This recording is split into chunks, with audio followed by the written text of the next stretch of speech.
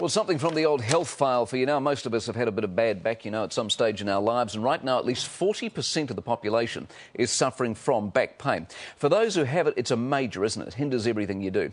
But a New Zealand a back guru, says you can cure yourself, and he's spent the last 50 years showing us how. This is Robin McKenzie, and he's released a best-selling book in this country that he originally wrote for the American market. So we thought we'd put his methods to the test. Corrine Ambler with the story. It feels like cramp. It feels like really bad cramp. And really bad cramp, right in the neck. Okay, now up you come. Up you come. And put your head back there. Oh, I can't. Like many in his profession, our cameraman Terry Williams suffers from a bad back and neck. So we thought we'd use him as a guinea pig. Now tilt your head back, all the way back, and look up at the sky. Further, further, further. Just turn your head a little bit that way and a little bit that way. Further back. What's it doing? Relieving it. Up you come. Terry's been seeing a chiropractor for weeks now, but in one session, 79-year-old Kapiti Coast physiotherapist Robin McKenzie has fixed him. Better, worse, or no change? Totally gone. Nice and relaxed. Right answer. Just went instantly. The niggle's gone from what it was this morning. Feels quite good. What causes back pain, most of it? Bad sitting posture, bending forwards all the time, rounding the back. Anything that rounds the back for prolonged periods. If the pain comes on, can you stop it by doing this? McKenzie's groundbreaking methods have won him accolades all over the world. At one stage, he was booked up for 4 years in advance, but his success stemmed from a chance discovery. A little wobble. While working in Wellington 50 years ago, he told a patient to go and lie down in another room while he finished another consultation. And when I came back, I went in there and I looked at Mr. Smith, oh my God, because that position was supposedly very harmful. And I said to him, Mr. Smith, how are you feeling? He said, this is the best I've been in 6 weeks. From then on, he experimented with patients, making them do extensions or backbending moves, and eventually came up with 7 exercises to help people fix their own backs. Everything we do, we bend forward to do it, or we sit and relax and slouch, and the spine rounds like that. And it squeezes the soft part of the disc.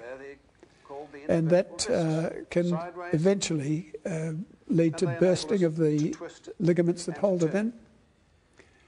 But if you get it early enough, you can reverse it by performing opposite movements. And judging from his clientele, his methods work. I treated about 5 successive prime ministers. David Long, I treated. Rob Muldoon, I treated. What was he like? Rob Muldoon, absolutely brilliant. He was one of the most compliant patients I ever had. He did exactly everything I told him to do, which I thought that was an achievement in itself.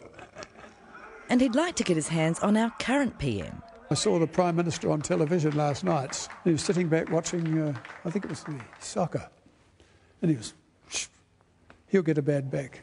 Neighbour Judy Morley Hall had suffered leg pain for a year and was headed for surgery when she plucked up the courage to ask McKenzie for help. So how quickly after you saw Robin did the pain go? It went as I got up from the floor. I did my exercise on the floor and sat down very tentatively, not believing it could go just like that.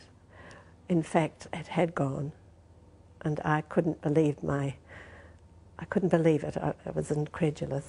The great majority of patients with low back pain respond with extension exercises.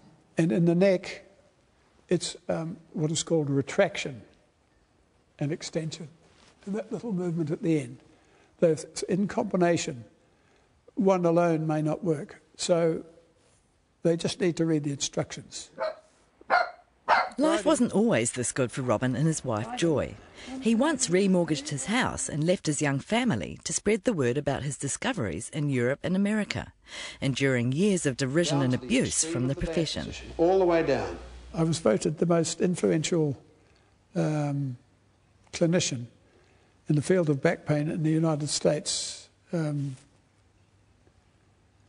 or 4 years ago. And so that was nice. After a stroke 10 years ago, the man himself no longer travels overseas. Okay. He spends his time in the garden Come and on. sees the occasional lucky patient. Go on, have one last slouch. This is the kiss of death. Stop doing it. You're pulling yourself apart. He's a miracle worker, really. What would be the one piece of advice you would give people to take care of their own backs? I think the thing that would benefit more people in one hit would be to ensure that everyone sits properly. And if a patient's out there now not being taught how to look after his problem, he should change his therapist or his orthopaedic surgeon if necessary. I'm going to be in trouble, I can see. Good.